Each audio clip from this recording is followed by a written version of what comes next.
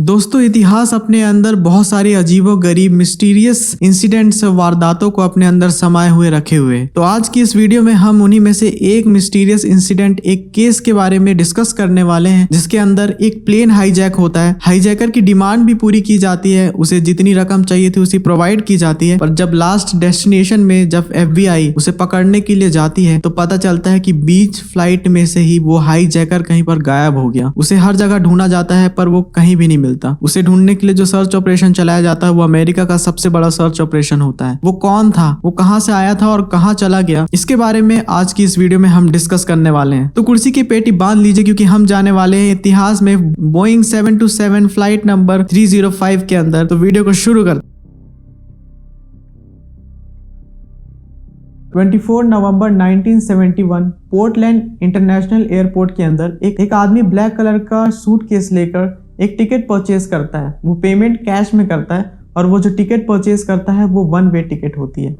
उस टिकट में वो अपना नाम डैन कूपर बताता है। वो जो टिकट परचेज करता है वो टिकट पोर्टलैंड से सीटल जाने के लिए होती है। वो जर्नी लगभग आधे घंटे की होती है। तो जब वो फ्लाइट के अंदर जाता है तो उसके बारे में क्रू मेंबर्स और पैसेंजर्स ने ऐसा डिस्क्राइब किया है कि वो देखने में एकदम अमेरिकन जैसा लग रहा था और उसकी उम्र लगभग 40 के आसपास थी। उसने ब्लैक और ब्राउन कलर का एक बिजनेस सूट पहना हुआ। वो फ्लाइट के अंदर गया। उसकी सीट लास्ट रो पर थी, जिसका सीट नंबर था 18E। वो अपनी सीट पर जाता है और एक फ्लाइट अटेंडेंट से एक ड्रिंक ऑर्डर करवाता है। अब मैं तुम लोग को बता देता हूँ कि फ्लाइट में एक्चुअल में ओवरऑल कितने लोग थे। फ्लाइट में 42 मेंबर्स थे बस, जिसमें से कि 36 पैसेंजर्स थे including Dan Cooper. 6 crew members थे, जिसमें से कि 3 फ्लाइट अटेंडेंट थे, एक पायलट था, एक को पायलट था और एक फ्लाइट इंजीनियर था। 2:50 पे प्लेन को शेड्यूल किया गया था कि प्लेन पोर्टलैंड इंटरनेशनल एयरपोर्ट से सीटल के लिए रवाना हो जाए। तो निर्धारित समय पे प्लेन टेक ऑफ कर जाती है। फ्लाइट के अंदर 3 फ्लाइट अटेंडेंट थी, जिसमें से एक फ्लाइट अटेंडेंट लॉरेंस सैफनर कूपर के बगल में से गुजर रही। कूपर ने उसे रोका और एक नोट दिया, एक पर्ची दी। अब उस टाइम पर बहुत सारे लोग एयर होस्टेस या फ्लाइट अटेंडेंट को नोट पर लिखकर अपना नंबर वगैरह देते थे, फ्लर्टी होने की कोशिश करते थे। तो यही सोच करके उसने वो नोट अपने पास रख लिया और इग्नोर किया। जब कूपर ने ये नोटिस किया कि उसने जो नोट दिया था सैफनर ने उसे पढ़ा नहीं, बस ऐसे ही अपने पास रख लिया, तो कूपर ने सैफनर को दोबारा अपने पास बुलाया और बोला कि अगर आप इस फ्लाइट में मौजूद सभी लोगों की भलाई चाहती हैं तो मैंने जो आपको नोट दिया है उसे खोल कर पढ़िए। तो जब सैफनर ने उस नोट को खोला तो उसमें लिखा हुआ था, I have a bomb and I want you to sit near me. अब सैफनर को इस चीज पे बिलीव नहीं हो रहा था कि सच में इसके पास बॉम्ब है कि नहीं। अब उस टाइम पर एयरपोर्ट्स के अंदर मेटल डिटेक्टर्स या इतनी टेस्टिंग भी नहीं होती थी। फ्लाइट बोर्ड करने के लिए सिर्फ फ्लाइट की टिकट होनी जरूरी थी, बस। इससे ज्यादा वहां पर ज्यादा सिक्योरिटी चेक्स भी नहीं होते थे। तो जब कूपर ने ऐसा बोला, सैफनर को ये बिलीव नहीं हो रहा था कि कूपर जो बोल रहा है सच बोल रहा है, ऐसे ही डिंगे हाँक रहा है। तो उसने पूछा कि क्या तुम्हारे पास सच में बॉम्ब है? तो कूपर ने नीचे से अपना सूटकेस निकाला और उसे खोल कर दिखाया। उसके अंदर 4 रेड कलर का सिलेंडर रखा हुआ था, जिसके अंदर से वायर्स निकल रहे थे जो कि एक बैटरी जैसी चीज से कनेक्टेड थे। वो देखकर किसी डायनामाइट जैसा दिख रहा था। कूपर ने अपना सूटकेस बंद किया और उसे नीचे रख दिया। फिर कूपर ने लॉरेंस के सामने अपनी पूरी डिमांड्स रखी और उसे बोला, इसे एक पर्चे में लिख लो और कैप्टन तक मेरी बात पहुंचा दो। कूपर की सारी डिमांड्स लिखने के बाद फ्लोरेंस कॉकपिट में जाकर कैप्टन को सारी बातें बताती है और बोलती है कि ये प्लेन अब हाईजैक हो गया है। वो कैप्टन को कूपर के डिमांड्स के बारे में बताती है। उसकी डिमांड ये थी, उसे 2 लाख अमेरिकन डॉलर्स चाहिए थे और वो भी $20 के बंडल्स में। और उसे पैसों के साथ 4 पैराशूट चाहिए था, जिसमें से कि 2 बैक पैराशूट होगा और 2 फ्रंट पैराशूट होगा। फ्लोरेंस कॉकपिट में जाने से पहले अपनी जगह टीना मैशलॉय को बैठा के चली गई थी, ताकि कॉकपिट में मौजूद जितने भी क्रू मेंबर्स हैं और डैन कूपर के बीच में जो भी है बातचीतें हो सके, मैसेजेस एक्सचेंज हो सके। कुछ देर बाद कूपर ने अपनी कुछ और डिमांड्स टीना मैशलॉय को बताया। उसने बोला कि फ्लाइट लैंड होने से पहले मुझे एयरपोर्ट में एक ट्रक चाहिए जो कि फ्यूल से भरा हुआ होना चाहिए और पैसे रिसीव करने के लिए सिर्फ टीना मैशलॉय जाएगी बैक गेट से। तब तक सारे पैसेंजर्स फ्लाइट के अंदर ही होने चाहिए। वो सारे पैसेंजर्स को तब तक रिहा नहीं करेगा जब तक कि उसे फिरौती के सारे पैसे मिल नहीं जाते। कैप्टन ने फ्लाइट हाईजैक होने की सारी बात ATC यानी कि एयर ट्रैफिक कंट्रोल को बता दी और ATC ने FBI और लोकल इन्वेस्टिगेशन अथॉरिटीज को बता दी इसके बारे में। कमाल की बात तो ये थी कि पूरा फ्लाइट हाईजैक हो चुका था और उसके अंदर जितने भी पैसेंजर थे सारे के सारे एकदम रिलैक्स होकर बैठे थे, क्योंकि उन्हें बताया ही नहीं गया था कि वो फ्लाइट हाईजैक हो चुका है। अगर बता देते तो फ्लाइट में एक पैनिक सिचुएशन हो जाती, जिसे कंट्रोल करना और भी ज्यादा मुश्किल हो जाता। और कूपर ने टीना मैशलॉय को यह भी बताया था कि जब तक पैसों और पैराशूट्स का इंतजाम ना हो तब तक फ्लाइट को लैंड ना किया जाए। तो इसलिए कैप्टन ने पूरे फ्लाइट में अनाउंसमेंट कर दी थी कि कुछ टेक्निकल टेक्निकल इश्यू की वजह से हम लोग अपने डेस्टिनेशन में थोड़ा लेट से पहुंचेंगे, तो हमारे साथ थोड़ा कोऑपरेट करें। वैसे तो फ्लाइट पोर्टलैंड से सीटल पहुंच गई थी, लेकिन वो सीटल के 2 घंटे तक ऊपर सिटी के ऊपर ही चक्कर काटती रही ताकि FBI और गवर्नमेंट को फिरौती की रकम इकट्ठा करने में सफिशिएंट टाइम मिल जाए। मैस्लो ने बताया कि पोर्टलैंड से सीटल के बीच में मैस्लो पूरे टाइम उसके साथ बैठी हुई थी। तब उसकी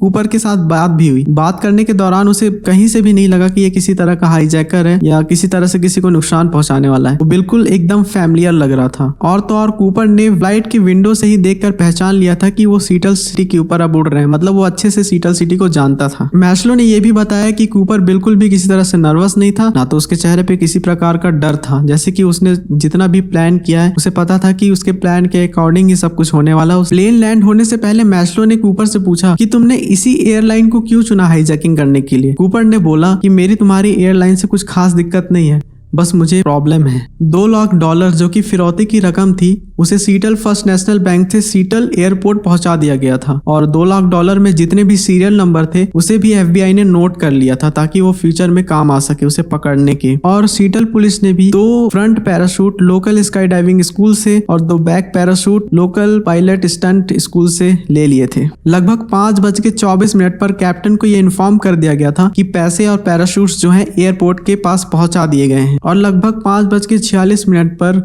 फ्लाइट 305 को सीटल टाकोमा इंटरनेशनल एयरपोर्ट पर सेफ तरीके से लैंड कर दिया गया। और जैसा कि कूपर ने क्रू मेंबर्स को डायरेक्शन दिया था कि सिर्फ टीना मैस्लो ही फ्लाइट में से उतरेगी पैसे और पैराशूट रिसीव करने के लिए, तो बिल्कुल उसके डायरेक्शन को ही फॉलो किया गया। टीना मैस्लो ही उतरी पैसे और पैराशूट को रिसीव करने के लिए। पैसे मिलने के बाद जैसे कि कूपर ने कहा था कि वो सारे पैसेंजर्स को सेफली छोड़ देगा, उसी तरह जैसे ही पैसे उसे रिसीव हुए उसने एक एक करके सारे पैसेंजर्स को सेफली प्लेन में से उतार दिया। अब फ्लाइट के अंदर सिर्फ कूपर था और 6 क्रू मेंबर्स थे।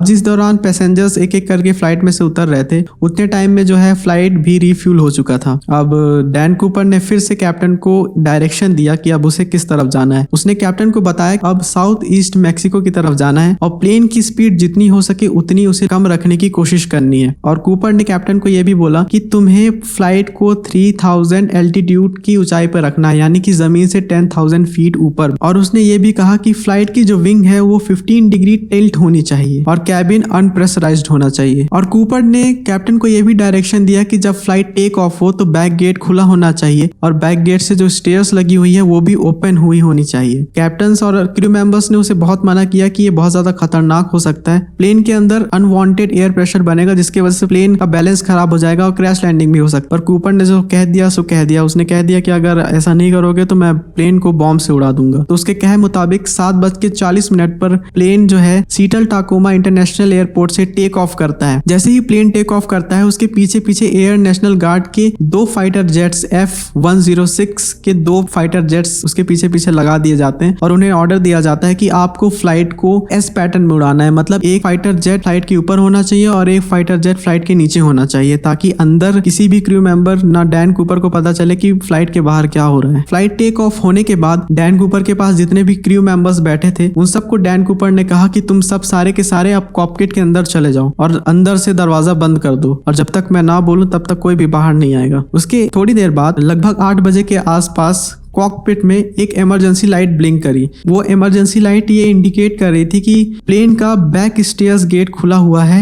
और उसमें से अनवांटेड एयर प्रेशर जो है प्लेन के अंदर क्रिएट हो रहा है। कैप्टन ने इंटरकॉम के थ्रू डैन कूपर से कांटेक्ट करने की कोशिश की कि तुम्हें किसी तरह की हेल्प चाहिए तो तुम हमें बता सकते हो, पर वहां से कोई भी रिस्पॉन्स नहीं मिल रहा। लगभग 8:13 पे फ्लाइट के अंदर सारे क्रू मेंबर्स को एक झटका महसूस होता है और एक बहुत तेज एयर प्रेशर महसूस होता है जिसकी वजह से कुछ देर के लिए सारे लोगों के कान सुन्न पड़ जाते हैं और थोड़ी देर बाद सब कुछ नॉर्मल भी हो जाता है। 10:15 PM पे जो फ्लाइट होती है 305 वो रेनो के टाहो इंटरनेशनल एयरपोर्ट पर एकदम सेफ तरीके से लैंड होती है। एयरपोर्ट पर FBI और लोकल इन्वेस्टिगेशन अथॉरिटीज एकदम तैयार खड़े होते हैं कि जैसे ही फ्लाइट लैंड होगी हम फ्लाइट के अंदर जाके ऊपर को अरेस्ट कर लेंगे।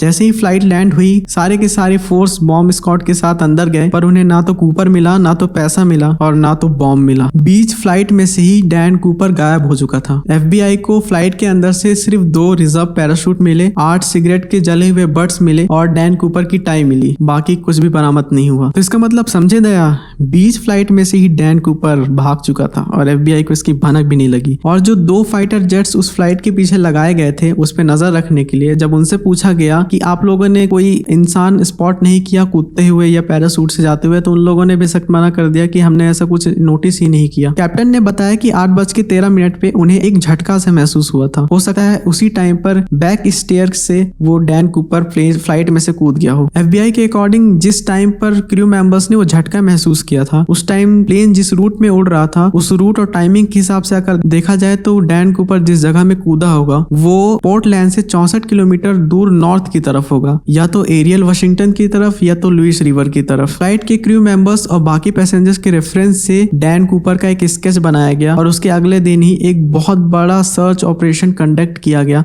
डैन कूपर को ढूंढने के लिए। वो सर्च ऑपरेशन अमेरिका की हिस्ट्री का आज तक का सबसे बड़ा सर्च ऑपरेशन माना जाता है। FBI के अकॉर्डिंग जिस जगह पर डैन कूपर की लैंडिंग हुई होगी, वो जो जगह थी वो पूरी तरीके से पेड़ों से घिरा हुआ था, उसके आसपास नदियां थी, वो पूरी तरीके से घने जंगल था। उस जगह में एक इंसान को ढूंढना लगभग इम्पॉसिबल था। ये सर्च ऑपरेशन महीनों तक चला। एयरवेज से ढूंढा गया, लैंडवेज से ढूंढा गया, चॉपर्स को लगाया गया ऊपर से देखने के लिए कि कहीं कोई दिख जाए, कोई लाश दिख जाए। लैंडवेज से एक टीम तैयार की गई ताकि वो पूरे जंगलों में घूम घूम के अंदर घुस के डीप अंदर जाकर के देख सके कि क्या डैन कूपर मिलता है, पैसे मिलते हैं। पर गवर्नमेंट और FBI को ना तो डैन कूपर मिलता है, ना तो उसकी लाश मिलती है और ना तो वो फिरौती की रकम मिलती है। कूपर रातों रात अमेरिका के अंदर एक इंटरनेट सेंसेशन से भी ज्यादा वायरल हो चुका था उस टाइम पर, और एक मीडिया थी जिसने गलती से उसका नाम DB कूपर प्रिंट कर दिया था। तब से लेकर अब तक उसका नाम DB कूपर ही है। तब से लेकर अब तक उसे DB कूपर के नाम से ही जाना जाता है। FBI ने DB कूपर, डैन कूपर के नाम से जितने भी लोग अमेरिका के अंदर से, उन सब से इन्वेस्टिगेशन की। लगभग 1000 से ज्यादा लोगों को उन्होंने सस्पेक्ट समझा। FBI ने डैन कूपर, DB कूपर नाम के जितने भी लोग थे उन सब को सस्पेक्ट समझ के अपने अंडर रखा। कम से कम 1000 लोगों से ज्यादा लोगों को अपने अंदर सस्पेक्ट करके रखा, पर वो सारे के सारे बेगुनाह साबित हो गए। कुछ नहीं मिला FBI को। FBI ने जो उन नोटों का सीरियल नंबर नोट करके रखा हुआ था कि कभी अगर वो नोट यूज होते हैं और वो सीरियल नंबर मैच हो जाते हैं तो डैन कूपर आसानी से पकड़ा जाएगा। FBI का ये प्लान भी एकदम फेल हो जाता है। बहुत सारे प्रिंट मीडिया थे अमेरिका के अंदर जिन्होंने ऐसा प्राइज मनी रखा था कि जो कोई भी उन नोटों के अंदर जो सीरियल नंबर है वैसे सेम नोट के सेम सीरियल नंबर वाले नोट अगर वो ला के दे देते हैं तो उन्हें $5000 तक का प्राइज मनी मिलेगा। पर प्रिंट मीडिया, गवर्नमेंट और FBI ये वाला प्लान भी एकदम फ्लॉप हो जाता है और डैन कूपर का कुछ भी नहीं पता चलता। फिर 9 साल बाद 10 फरवरी 1980 को बैरिन नाम के एक बच्चे को टीना बार के नदी के किनारे रेत के अंदर कुछ $20 के 3 बंडल मिलते हैं, जिनको अगर टोटल किया जाए तो वो $5800 होते हैं। उस बच्चे को मिलते हैं, उसके पेरेंट्स को वो बच्चा देता है नोट और उसके पेरेंट्स जाके वो FBI को दे देते हैं। जब FBI उन नोटों पर जो सीरियल नंबर था उस सीरियल नंबर को उन सीरियल नंबर से मैच करते हैं जो कि डैन कूपर को जो पैसे दिए गए थे उन पे जो सीरियल नंबर थे, जब उनसे मैच किया जाता है तो वो दोनों सीरियल नंबर मैच हो जाते हैं। इससे FBI को लगता है कि शायद इस केस से रिलेटेड कोई बहुत मजबूत कड़ी मिल गई है उन्हें, जिससे कि केस ये हो सकता है ये सॉल्व हो जाए 9 साल बाद, लेकिन वो भी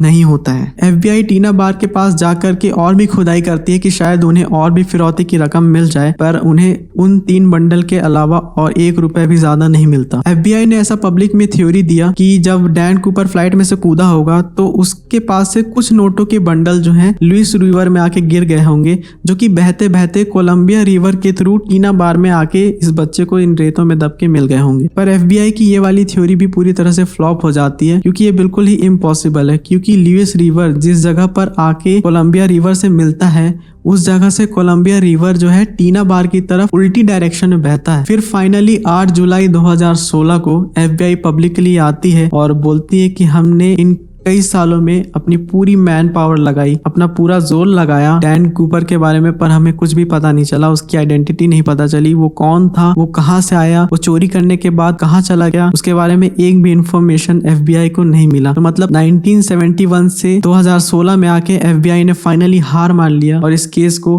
अब बंद कर दिया गया है। 1971 से 2024 हो गया है और इस केस को अब 53 ईयर्स कंप्लीट होने वाले हैं। डैन कूपर कौन था, कहाँ से आया था और फ्लाइट फ्लाइट हाईजैक करने के बाद वो पैसे लेके कहाँ चला गया उसका आज तक भी कुछ पता नहीं चला। ये मिस्ट्री तब से लेकर अब तक अनसॉल्व है और इस वीडियो को मैंने अभी दूसरी बार पूरी रिकॉर्ड किया है, तो मैं थक गया बहुत ज्यादा। तुमको ये वीडियो पसंद आई हो तो चैनल को सब्सक्राइब कर लेना और वीडियो जरूर शेयर करना, और इस तरह की क्राइम थ्रिलर स्टोरीज देखना तुम्हें पसंद है तो मेरा चैनल जरूर सब्सक्राइब कर लेना। मैं तुमसे मिलता हूँ नेक्स्ट वीडियो में, तब तक के लिए ओवर एंड आउट।